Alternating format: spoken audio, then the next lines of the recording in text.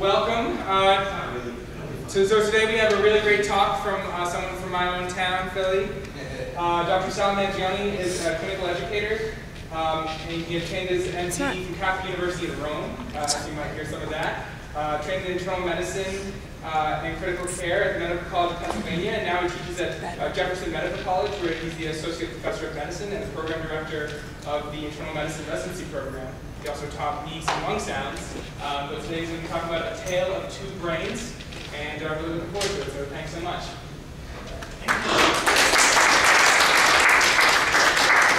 Thanks so much for having me. This one, I'm not sure. And thanks so much for Elsevier for help supporting this. And this one is not working, but I usually shop pretty much. Let me tell you a little bit why I think this talk is actually an important talk. It's a talk that in many ways goes over the humanities, but then it's such a charged and radioactive term that I really don't want to call it that. It's mostly a talk on the art of medicine.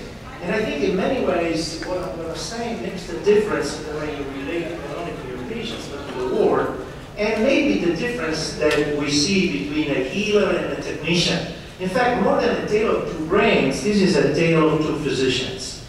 And let me start by introducing the first physician, the one I would like you to become. And this is an old painting. If you ever go to the Tate Gallery in London, you'll see it. And it's clearly the painting of the physician, even though it doesn't have any of the paraphernalia that qualify a physician for the public, and which are, by the way, the white coat, the infamous white coat that has been banned by England because dirty. Number 2, the black bag. Number 3, the stethoscope. And number 4, have you ever seen a physician with that? The reflected mirror. So this, however, has gravitas. Wonderful term in Latin to suggest that this person is somebody thoughtful and deep. He's taking care of a small child, a little baby, and mom and dad are just behind. Mom is crying, dad is in awe. And this was actually exactly what happened to Sir Lopsidedness, the artist, when he lost his son on a Christmas Eve to scarlet fever. And he was touched by how this Dr. Murray spent the night with the baby, even though he could give him very little other than himself. This touched the chord, and when he came out in 1887, pretty quickly, the BMJ followed with his words. What do we not owe Mr. Fielders for showing the world a typical doctor, as we would like to be shown, an honest man and a gentleman, doing his best to relieve suffering. A library of books in our honor will not do what this picture has done and will do for the medical profession in making the hearts of our fellow men warm to us with confidence and affection. Now, fast forward exactly 100 years, and you get him. Let's review this other physician. The question is, do I have a God complex? Dr. Kessler says yes. Which makes me wonder if this lawyer has any idea as to the kind of grades one has to receive in college to be accepted at a top medical school. If you have the vaguest clue as to how talented someone has to be to lead a surgical team. I have an MD from Harvard. I am board certified in cardiothoracic medicine and trauma surgery.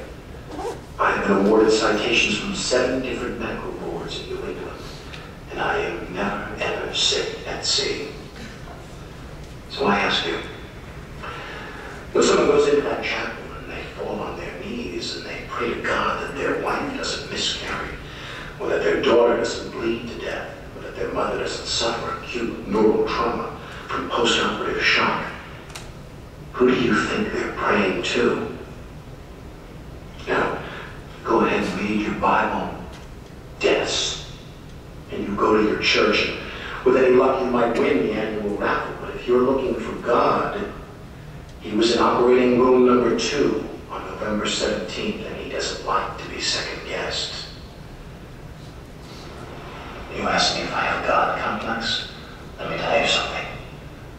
I am God. Okay. So folks, how did we go from him to him? The BMJ had recently an article and basically was comparing the healer, which is the Lutfield's physician, to the heartless autocrats, as he put them together, technocrats. So if you look at Hollywood rendition of physicians, we are among the most portrayed profession. He started pretty well at the turn of the century, took a huge dip at the time of eugenics and Nazi medicine, and then went back up in the 50s. Those were the heydays. Since then, it's been downhill ever since. What has been going up quite a bit is the physician portrayed as a jerk, but with potential. And a very good example is The Doctor. A good movie to see, based, by the way, on a physician who was not a jerk, wasn't even a surgeon, was an internist, but it's a great movie to understand what happens when you get sick, and then you finally see the light. Now, many people have written about it, and in fact, it's been blamed on technology, it's been blamed on the loss of humanities, and Louis Thomas was very, very vocal about that. And finally, it's been even spoken about by Nobel laureate Bernard Lamb, who won a Nobel Peace Prize, and is the inventor of the defibrillator. He talks about the lost art of healing, the lost art of medicine. And yet, if we look at what we're talking about, what are the things we're missing in medicine? We've lost empathy. Medical school kills your empathy. Data from Jefferson, as a matter of fact, duplicated in many, many other centers, show very clearly that empathy drops in medical students during the second year like a rock.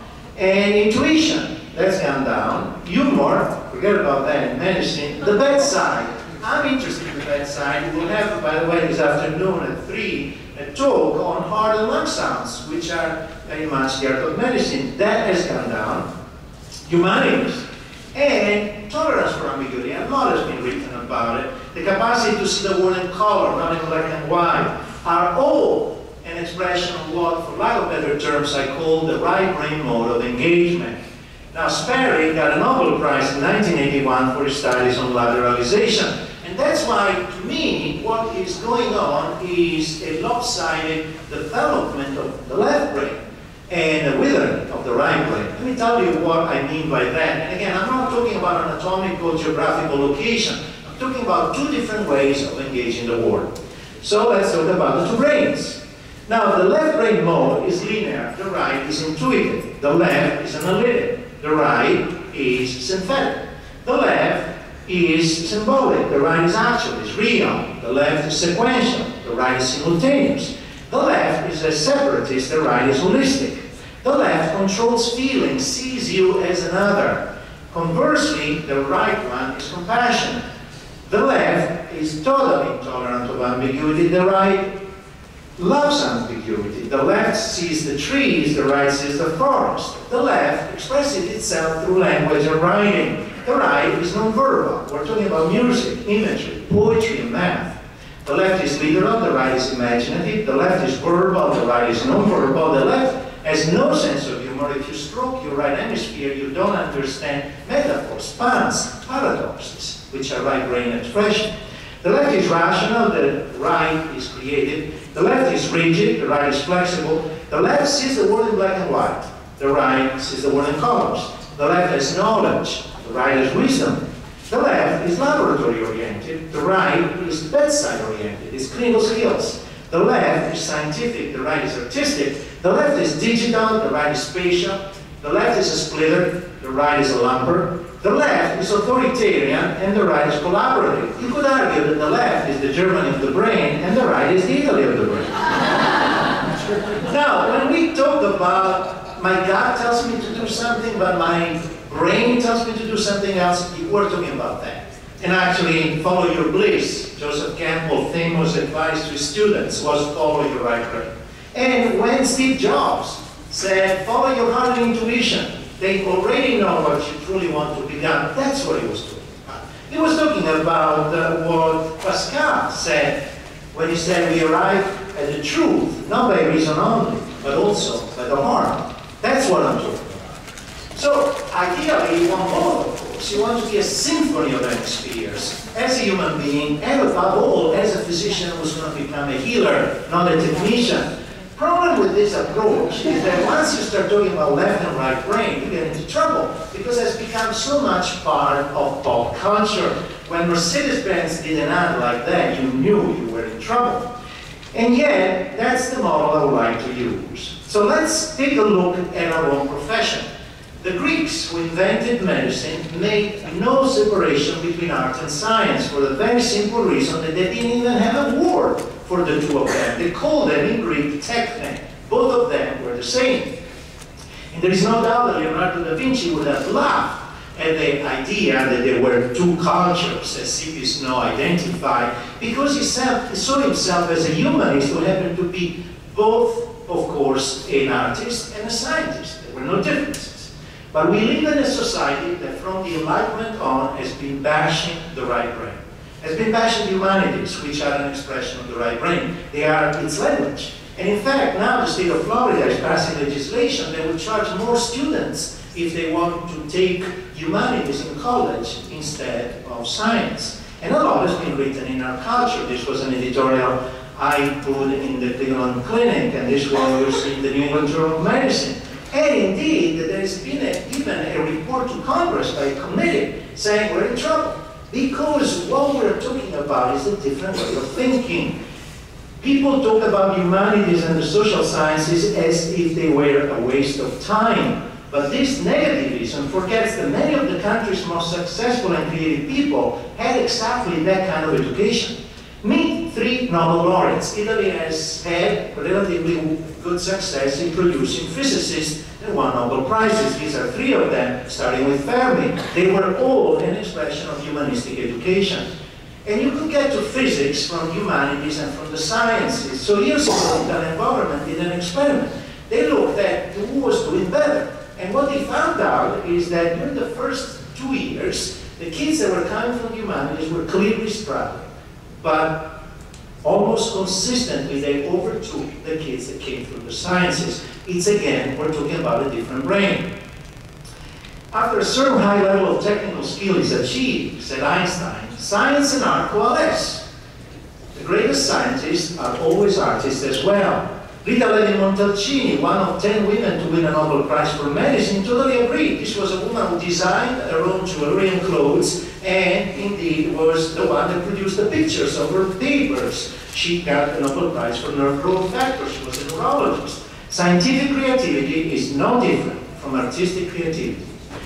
The problem with kids is that they are artists, said Picasso, but unfortunately they lose that once they grow up. And all of this because, as one of the assistants of Sperry in his studies on lateralization put it pretty well, American education up through graduate school is designed to ablate the student's right hemisphere. And what I'm talking about is this.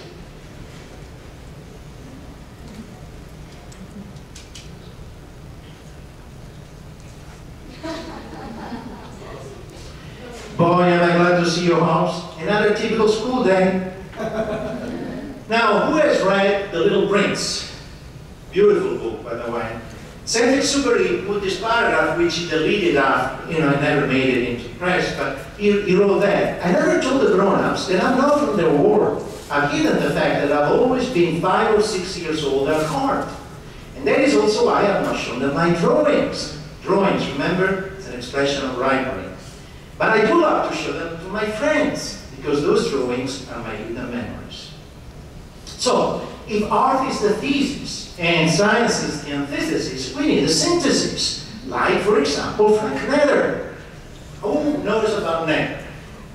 Okay, Nether, I grew up on Nether because this Sibagagi, now it's published by Elsevier, these Sibagagi books that are put together in pictures what thousands of words could not describe, made my exam so easy, I put in pictures. And indeed, Michael Dubicki saluted him by saying Nether's contribution to the study of human anatomy is epochal. He has advanced our understanding more than any other medical illustrator since Vesalius. These are amazing drawings from somebody who clearly blurred the boundaries between art and sciences. He was a physician and an artist who thought in pictures.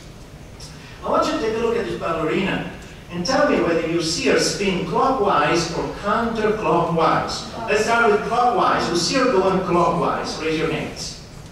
Who sees her going counterclockwise? More people, by the way. Who sees her going back and forth, back and forth, back and forth? Okay, so this made the web a few years ago, and the argument is that if you see her going clockwise, is right brain seeing. If you see her going counter, is left brain seeing. And if you see her going back and forth, you're able to switch from hemisphere to hemisphere. It's an illusion. Let me show you why it's an illusion.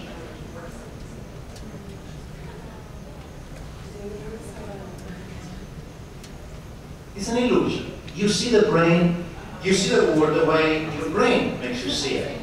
Now, if you want to read the evidence, there are 1,800 papers quoted in this book. Read the Masterings Emissary, published by Yale. This is an amazing book on lateralization, on the fact that the world is seen by us through our brains, and it's very different from the world that other people see. And if you want to actually only use 15 minutes of your time, watch on TED the video by Jill Bolton-Taylor, a neurophysiologist who stroked her left brain and all of a sudden achieved nirvana. She achieved what Tibetan monks do with years of meditation. This book is mandatory reading here in New Orleans at Tulane. We're in New Orleans, the right brain capital of America. And of course at Tulane they have SARBA, Students Against Right Brain Atrophy. It's a society in the medical school. So let's review the evidence. We are doing very well thanks to the left brain with the code in the genome. And yet, Maureen Dowd is bashing us in the New York Times. Hollywood is portraying us as bad guys, and we burn out.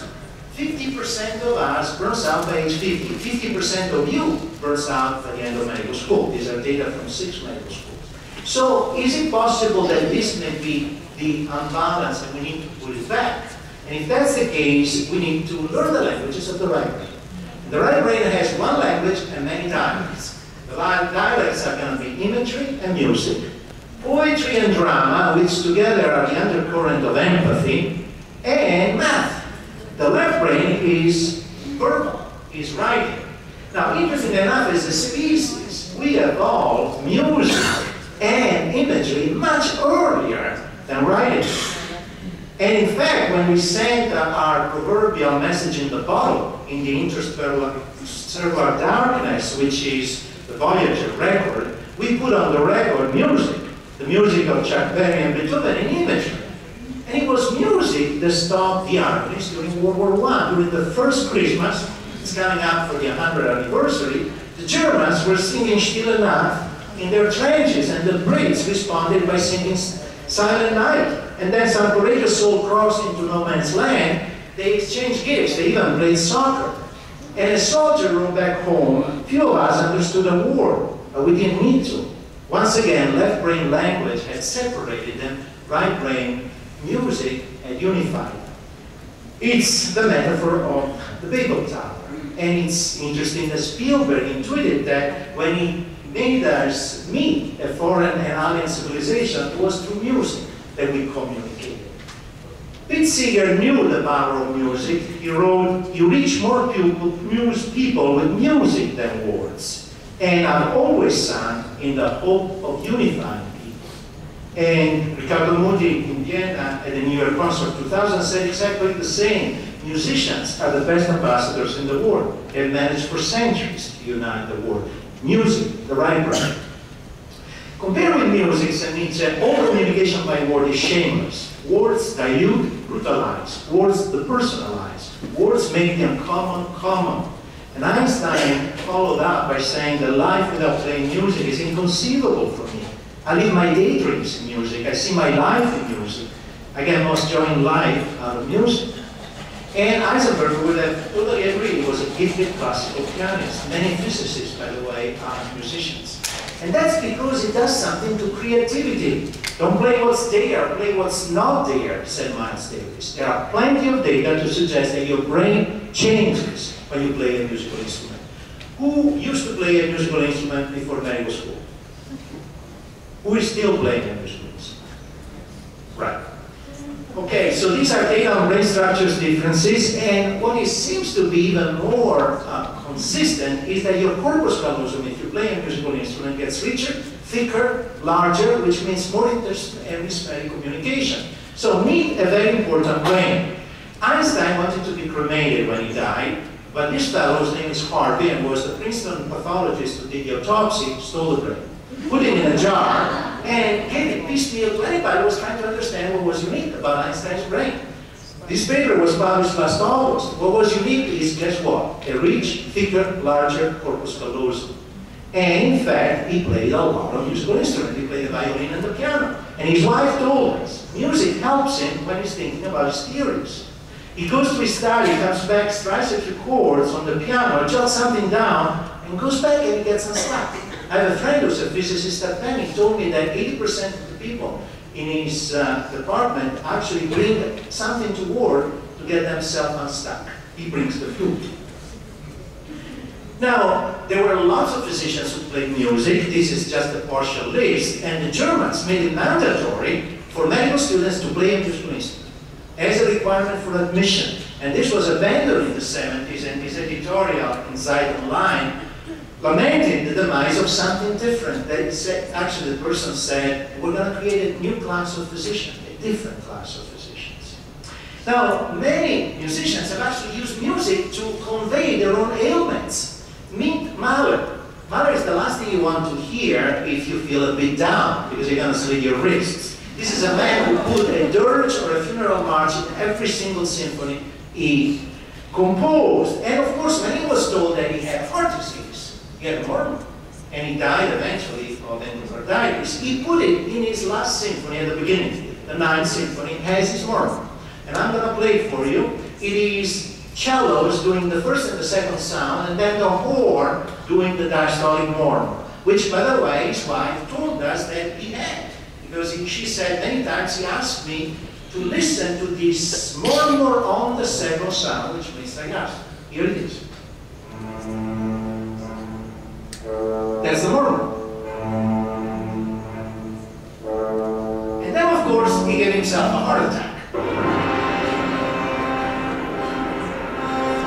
Imagine being 20 years younger and pretty and being married to him. No wonder she cheated. By the way, this is not my intuition. This is Leonard Bernstein's intuition that actually he put this thing in. But let's move to something a little happier. Rossini. If you ever feel depressed, listen to him.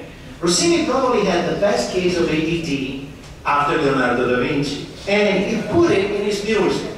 So here is how the brain feels when you have ADD. He wrote it at the age of 21.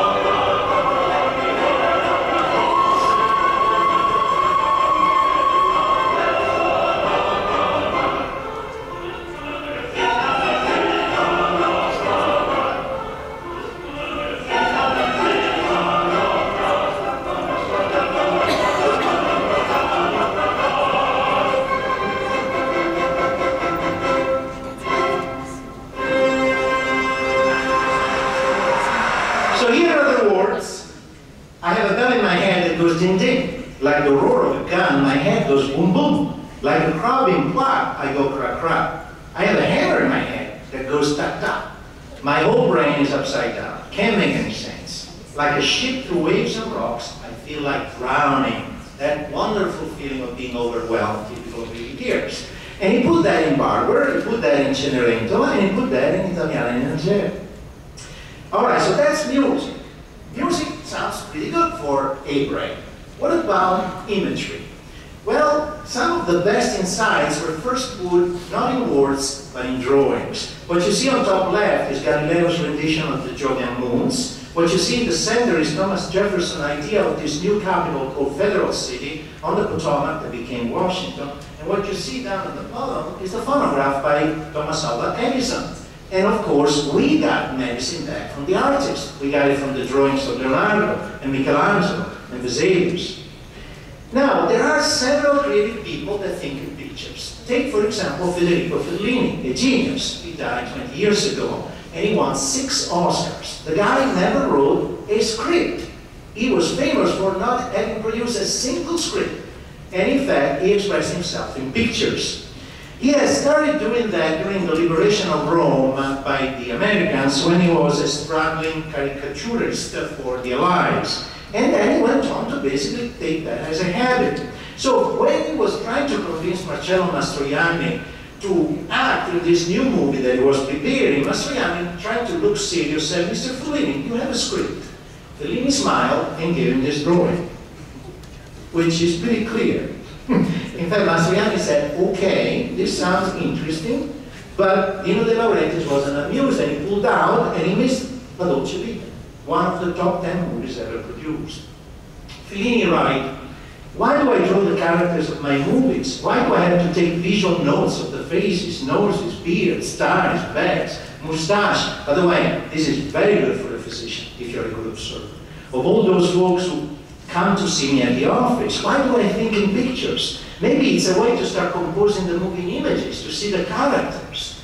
And indeed, he was not the only one to do that. For example, Nobel laureate Dario Fo, who got a Nobel for playwriting, always draws his characters before he writes them.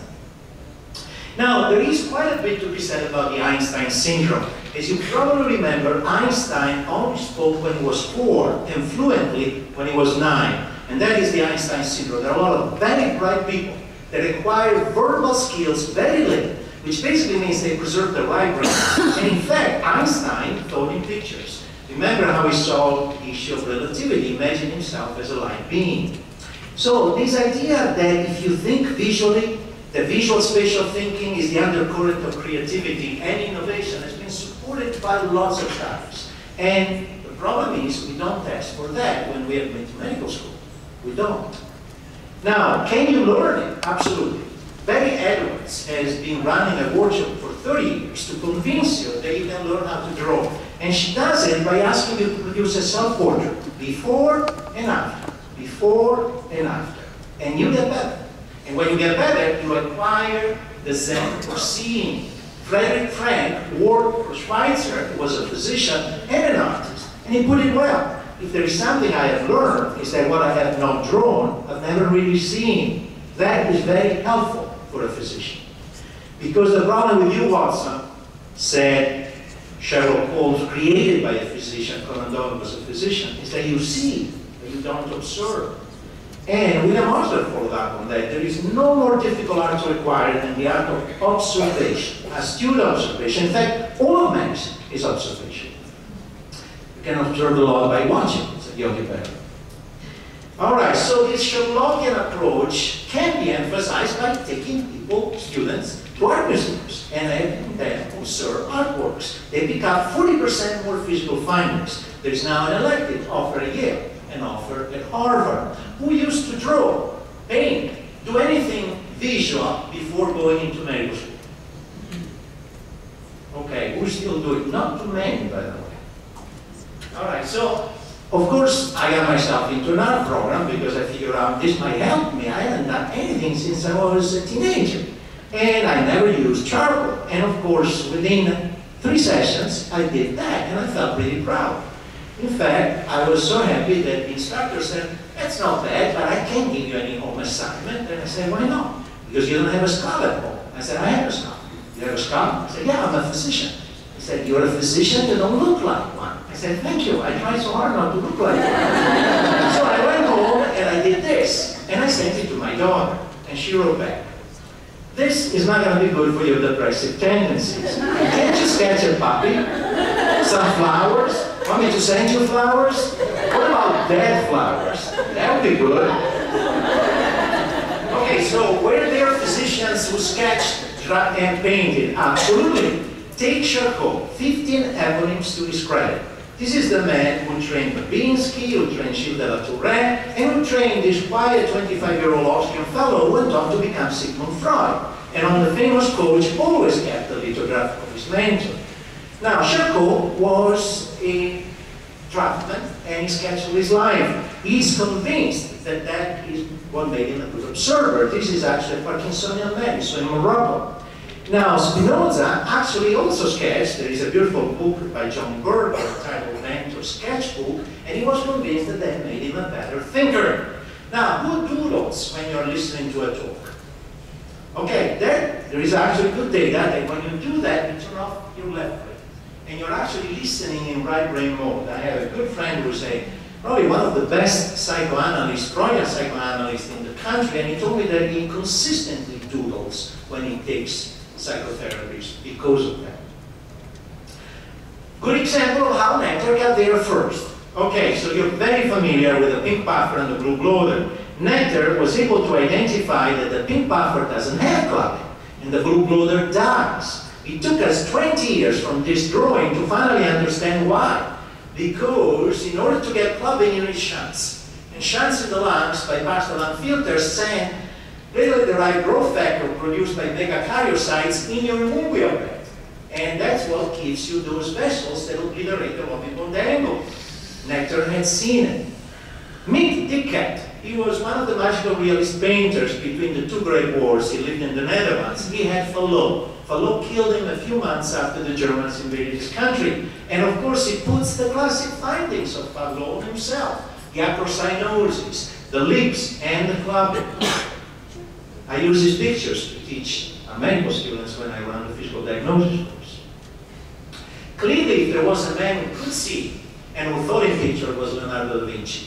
In fact, probably the reason why Leonardo knew so much is because he drew. And he was vocal about it. Here, you have to flip it. Remember, Leonardo wrote right to left. He probably was dyslexic, which, by the way, could be actually good to think in pictures. And here's what he wrote. How can you describe this art in words without filling a whole book? The longer you write, the more you confuse the listener. And you will only end up knowing a few things, never the whole, which is the hallmark of the right versus the left brain. The right brain sees the forest, the left brain sees the individual trees.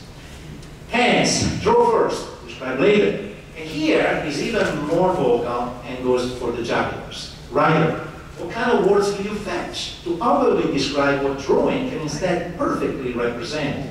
Don't bother with words unless you're speaking to the blind. Don't mess with things that belong to the eyes. Don't try to smuggle them as something belonging instead to the ears. You will always be overruled by the painter. I like to verb words. What? Yeah, I take nouns and adjectives and use them as verbs. Remember when access was a thing? Well, now it's something you do, it got verbed. Verbing weirds language. Maybe we can eventually make language a complete impediment to understanding. It's called the Babel's Tower, also known as the European Union. You know how many languages these guys have? They have 28 nations, 24 languages. Can they talk to each other? Good luck. All right, let me show you what Leonardo meant. I'm going to give you the first description of the disease by a left brain physician expressed in words, and I want you to see what he's talking about. See if you can see it. Here's what he says. First among the peculiarities by which these patients may be identified is the ensemble of their physiognomy. A pale, earthy complexion, a thick, pitted skin, a sad, flattened nose, scars of bold features about the angles of the mouth often give the countenance so much of peculiarity that the condition may be recognized at first sight. The opinion is usually borne out by further observing that the subject is of short stature, has a large protruding forehead, and a heavy accent. Lots of words, I can't see it. This is actually Hutchinson describing in 1858 congenital syphilis for the first time. That's how a left brain physician got to it. And in fact, immediately within 20 years, a right brain artist, and I'm talking about Ibsen, put congenital syphilis in one of his most famous plays, Ghosts. However, the condition had been first known 200 years before by a right brain painter. Next time you go to the Met in New York City, ask for the lemon swing, and you will see this thing.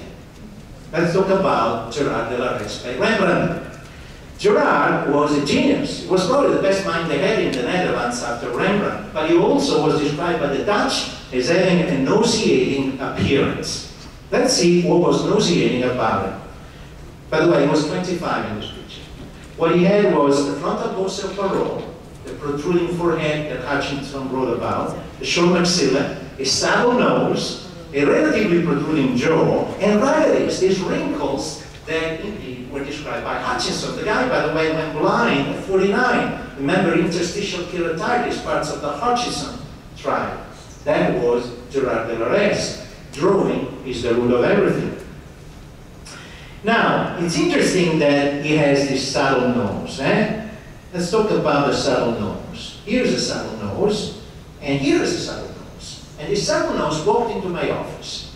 Was sent to me, I'm a pulmonologist, by the way, by a colleague who's a cardiologist. And I always tell him that when I get my heart attack, he's going to be the one doing the stenting, because I really respect him. He worked this lady out, top to bottom, trying to figure out what was wrong with her and why she was dyspneic. He could not see that there was a subtle nose. So he sent her to me because he didn't find any cardiac reason, and let's see if the pulmonologist finds pulmonary reasons. She walked into my office and I said, "You have a funky nose." And she said, "Yeah, it's been funky since I got short breath." Now, Leonardo da Vinci used to quip that humankind comes in 3 flavors. There are those who see, those who only see when shown, and those who just can't see. Now, you want to be towards the ones who see, especially as a physician. So let's review what this lady might have had.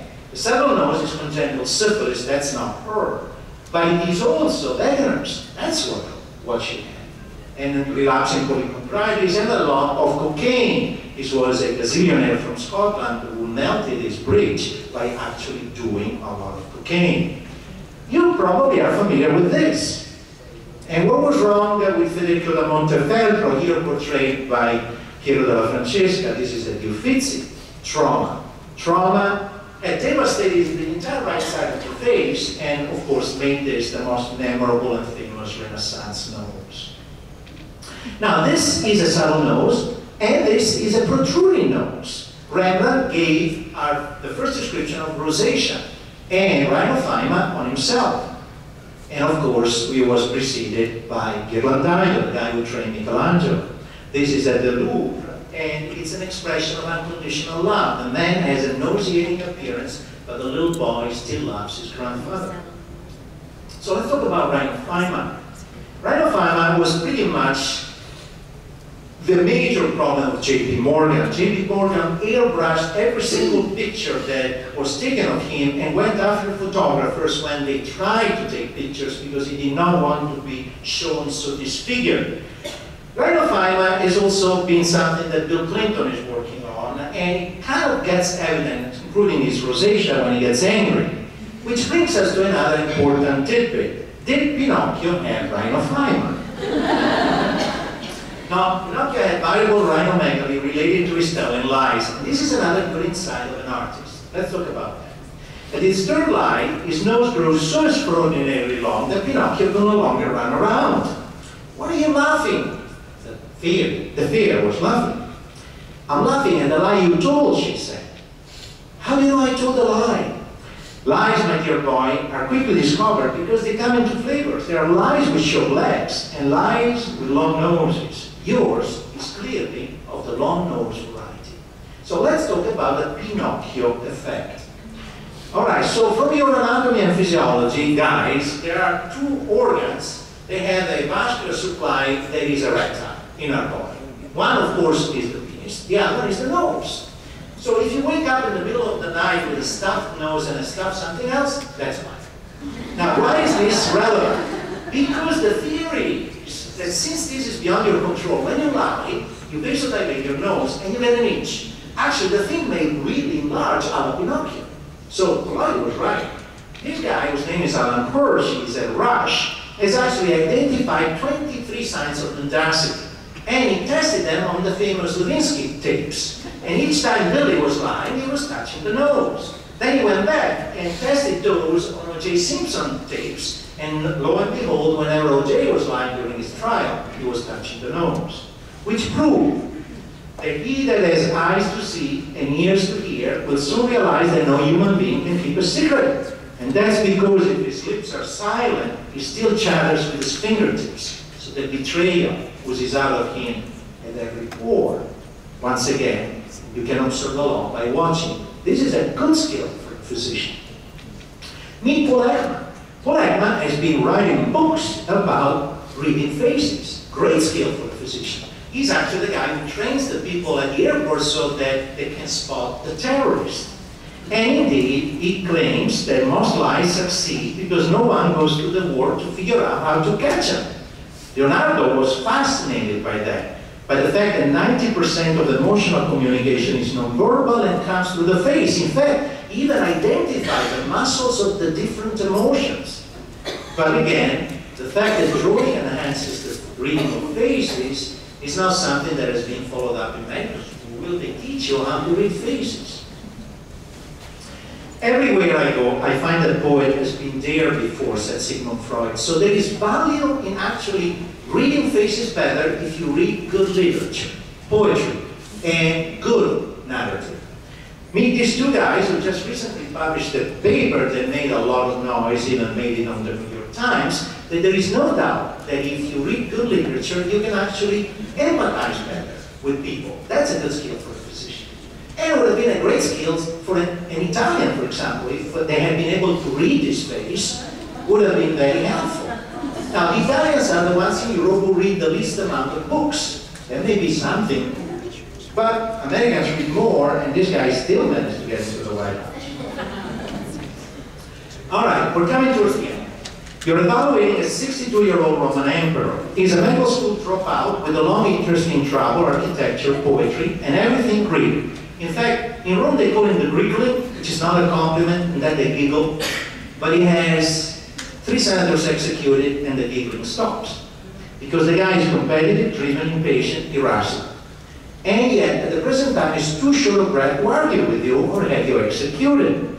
You notice that his belly is swollen, the neck veins are distended, the legs are edematous. And he tells you that he has been bleeding a lot from the nose, so high blood pressure.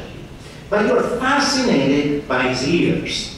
So guys, he has an earlobe crease. And this is Frank's sign, except that Dr. Frank took 1970 years after Jesus Christ to identify, while the artists that did the busts of Emperor Hadrian put it in every single of the 130s that we have left, whether they are in Rome, or in Naples, or in Madrid, or in Athens, or in Florence, or even on the coins, he's got a funky earlobe. So let's talk about an earlobe crease. And by the way, this is a good example. The eye doesn't see what the mind doesn't know. Now that you know about this, you'll see it everywhere. Now, it's not normal to have it unless you have congenital syndrome. What it is, it's an infarct of the earlobe. Earlobe has terminal circulation, like the heart and the brain. So if you are atherosclerotic, you will infarct this thing and get a crease. And also, see the irregular creases? Those are even more helpful. Increases the specificity quite a bit. There have been lots of studies, 60 papers on it. I'll just quote one. Out of 1,000 patients admitted to a medical service, 74% of those who had it had coronary artery disease compared to 16% of the ones without it. So it is helpful. And again, if you have a preauricular crease that you see there, the positive predictive value for coronary artery disease reaches 90%. So this is quite helpful.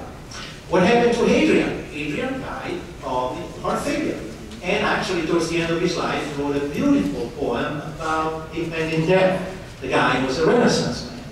Little soul of mine, roamer, charmer, guest and companion of my body, where will you soon have to go? Pale, cold, naked, probably to a place where you won't be able to crack jokes anymore. Actually, he went to a beautiful mausoleum built by the Romans across the river. It's one of the few things that was across the river because it was superstitious to build something on the western side. They had to build on the eastern side. And that's what Rome was about. And that became Castle Sant'Angelo. So Hadrian had one. Look at these 3 guys who together are controlling the future of Europe. This fellow self-combusted on his penis, remember him? This other guy was the president of the European Central Bank and passed the job to this Italian fellow. So everything sits on his shoulders. Let's magnify the ear of Mario Draghi. Not good. What about him? See that? Now he's an old man. Draghi is not. So it's a lot more helpful to see it in a 40-year-old than in an 80-something. Okay? It could be a wrinkle in time. George acquired one. I've been monitoring George Bush ears a lot. He got one while in office. And if we magnify his ear, we realize that he has a preauricular crease and hair in the canal, which is visually unappealing, but also helpful from a predictive point because it means hypertestosteronic state. There are 3 studies, 2 from the US and 1 from India, that say if you have hair in the canal, is a predictor for coronary artery disease. And interesting enough, in Chinese acupuncture atlases, the earlobe is a projection for the heart. So there may be something to it. Once again, the power of observation. Now, I got this picture taken when the students gave me a portrait as their best teacher. And my left ear is intact. Unfortunately, now it has an earlobe crease, and I know how I got it. I got it when she ran for office and scared the daylight. So folks, if on an ear there is a crease, do not assume the life will cease. If hair is knotted in the ear, do not assume that death is near. So if when walking down the street, an ear with hair and crease you meet, don't give the gent a dreadful fright. Don't hint infarction is inside. All right, Adrian is rumored to have designed the Pantheon, the guy that's in architecture. So let's enter the Pantheon because we have the last case to go over. The Pantheon has the first and the second king of Italy buried in, but I'm much more interested in this very young and handsome man. That's his bust. So let's see how he died. It's April 6, 1520, and it's a Good Friday. You're a 37-year-old immigrant and one of the greatest painters of the Renaissance. And yet, for the past few days, you've been having a fever. Now, later, Vasari will blame it on having made passionate love to your mistress. There's always a woman to blame, of course. But turned out there was malaria. And he knows that he's about to die because he's Italian and superstitious. He was born on a Good Friday and he's convinced he's going to die on a Good Friday. So he summons his assistant and says, I want you to take care of my mistress, who, by the way, was his common law wife, and leaves enough money for her and dies. When he dies, they go in and they find the last painting he made of her. She was Margherita Luti, also known as La Fornarina, the baker, because her father had a bakery. The only one where she has frontal nudity. So I want you to take a look at that breast. Let's review it. This is again the eye of an artist. First of all, the breast is enlarged and the forearm, there is a mass. The skin is discolored. There is retraction and a bulge and the axilla, probably from a satellite node, and then there is edema of the arm to the point that that armlet, his bracelet is a little tight. This is the description of breast cancer. And indeed, Margherita Luti, who had been portrayed by Raphael a lot, once Raphael died, entered a nunnery in Trastevere and never came out alive, so she might indeed have succumbed to breast cancer. So I want to finish with these painters. And Raphael's most famous fresco is the School of Athens. It's a who's who of Athens and Renaissance Italy. Since Plato was based on Leonardo, there is a little cameo of Raphael, but most importantly, there was also Michelangelo, as always, on his own. The guy was a loner. And I want you to take a look at this Michelangelo portraying Heraclitus because his knee is funny. It's got bumps. It's not a hot knee, which makes sense because it does look more like swellings. There are clearly 3 clusters of lumps over the bursa, the patella, and the head of the tibia. Now, the guy was only 35 when this was done, so this is not osteoarthritis. So this was much more likely to be gouty tophi. And we do know that Michelangelo had that gout. Michelangelo even had an attack that stopped his urinary flow, and he had to painfully write in a letter, I learned how to deal with urine in a painful way. How did he get gout?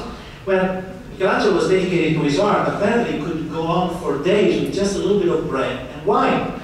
Wine in those years was drunk in lead-containing vessels, which is how the lead bleached. So this was saturnine gout. And then, of course, Michelangelo used paints that the colors that were based on lead. So Michelangelo is the last one I want you to think of. You must have seen this thing. A year ago we elected a pope below that. But I want you to see it through your right eye. Michelangelo dissected. Michelangelo was planning to write an anatomy textbook. I want you to see that cloud around God and see if it reminds you of anything you study in anatomy. Yes, it's an hemisphere. What was he trying to tell us? That maybe God is a figment of our brain. That maybe God gave us the brain as his greatest gift. Notice, by the way, that God touches the left hand, which means the right hemisphere, of Adam. And so there is, in many ways, a Michelangelo code. Two physicians in Brazil have been writing about it. Michelangelo was trying to actually include his anatomic knowledge as hidden messages in the Sistine Chapel, trying to make fun of the church. He was a Protestant before Protestantism. There is no Da Vinci Code, there is a Michelangelo Code. Let me show you some examples. This was published in the Lancet, and they argue that that's the brainstem, the voice of God. This may be the shoulder. This I kind of like. I can see the right heart. I'm a pulmonologist, I can definitely sympathize with that. And this is the trachea. Now remember, he had problems with kidneys. And this is God separating waters from earth, and it's a cross-section of the kidney. Okay, why is this helpful? Okay, take a look at this kid. And folks, I'm coming to the end. I may go 2 or 3 minutes longer, but I want you to take a look at this kid. Any layperson says this kid looks funky. But what is unique about this kid?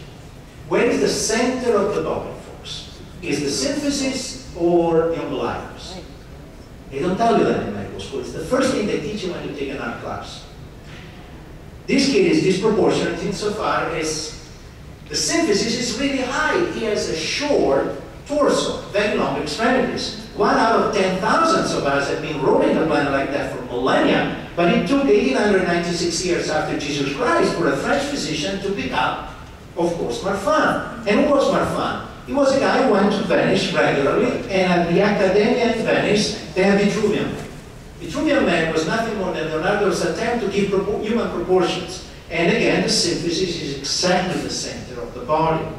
So that's why I tell medical students there are lots of diseases out there waiting for your name. You just need to become a good observer. You need to move on from Flexner, who gave us the left brain, to Osler, that will give us the right brain again. You need to become a symphony of hemispheres. You need to become whole, not lopsided. Humanities are the ornaments, said Osler. Humanities and science are twin berries on one stem. Grievous damage has been done to both, regarding them in any other light than complemental. And remember, these were different times. When he was writing this, physicians were humanists. Rita Leigh Montalcini wrote very, very insightful philosophy books before dying at 103. And again, this was a Nobel Prize winner for medicine. Wrote, in the reasonings of the brain there is logic. In the reasonings of the heart there are emotions. Rare are those individuals who can use their mind. Few those who can use their heart, but unique those who can use both. And that's what you want to be. So medicine is a Rorschach test. Medicine can be anything you want to be. You want to become a Chekhov? Sure. You want to become an Edward Perkov, the dean at Vienna who practiced eugenics and produced an anatomy textbook on prisoners killed by the Nazis? You can do that too. You want to become an Albert Schweitzer? No, humanitarian. Nobel Prize for Peace. You want to become a Rudolf Mengele, Joseph Mengele. You want to become a Rudolf Virchow, who actually built barricades and was a social activist. Or you want to become a Karadzic, who has the Hague awaiting sentence for crimes against mankind during the Yugoslavian war. You can do that. Or, even more, you can become a Sherwin Nuland. Sherwin Nuland passed away 3 days ago. And I read that those news in Rome. I was in Rome until 2 days ago, and I got deeply saddened because he's the closest we had to William Osler. And Nuland, and I'm going to play this. It's 2 minutes. It's a snippet of a conference he gave, and he puts it together. Final question. In order to mature and turn knowledge into wisdom, what aspects of our character should we pull into service? Well, it's too bad this isn't the hall of philosophy. Pretend that it is. Pretend that it is. I have gone on record as saying, and I'm not the only person who said this, the late great Lewis Thomas, probably the best medical writer I've ever read, used to say the same thing, that if students applying to medical school do well on the science parts of the medical college admissions test, that should automatically disqualify them for going to medical school. Now, what that means is what we need in medical education, scientific education, is humanism. We specialize much too early. In approximately 1920, without verbally stating so, the educators responsible for medical education in this country had to make a decision. Was medical school going to be a true professional school within the university, or was it going to be a trade school? And the answer may surprise you, those of you who have too much confidence in us. They came down on science being a trade school. Medical schools are technical schools, and I have visited perhaps 50 more medical schools in this country, spent time there. I have never seen one where the medical school, even if it's physically on the campus, is truly part of university life. Students who go into medicine, at least 2/3 of them, have no real education in humanistic studies, in philosophy, in literature, in poetry, in the history of our civilization. And it is philosophy, history, poetry, the history of our civilization that carry with it everything we have learned in 40,000 years of human development. This is what the ideal doctor and the ideal scientist should know. To understand his or her responsibility to the community. None of us live long enough to achieve true wisdom. You just can't do it. But there is wisdom in these great books. I deliberately spoke of Aristotle. I deliberately spoke of Ecclesiastes. This is where wisdom can be found. Freud was fond of saying, I didn't discover the unconscious mind. Philosophers and poets have known about it forever. This is where wisdom comes from. It comes from a broad cultural education. Maybe it comes from going to Chautauqua every year and spending 2 months here. So my last thing is back to Rembrandt. Rembrandt was a great observer. He gave us 3 first descriptions of ailments that you will study.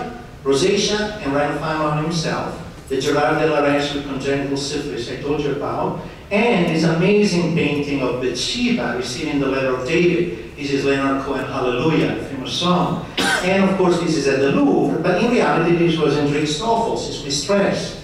That magnifies the breast of Hendrika. There's a big mass, and she died 6 months later. So he was a good observer, and he observed himself a lot. He portrayed himself 90 times. And if you morph it in a video of 1.5 minutes, you won't need to read anything else, because the human condition is there. And humanities are the language to navigate that strange country called human condition. So here is Rembrandt over time.